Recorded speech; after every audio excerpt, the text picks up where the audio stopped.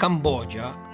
a Angkor per la precisione, l'antica capitale del Regno di Khmer, piena di monumenti storici,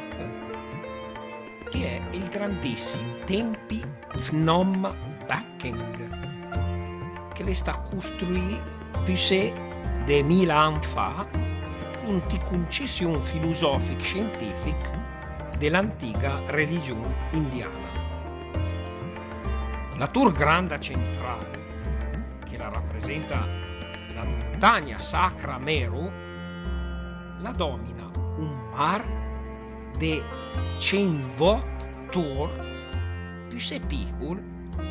fatto in maniera che se viene il semet in certe angolazioni prospettiche se ne possono vedere duma 33 che scondono in altri. 100 è il numero di anni del periodo cosmico della concessione religiosa indiana e 33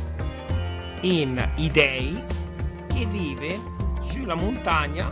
che la si chiama Meru.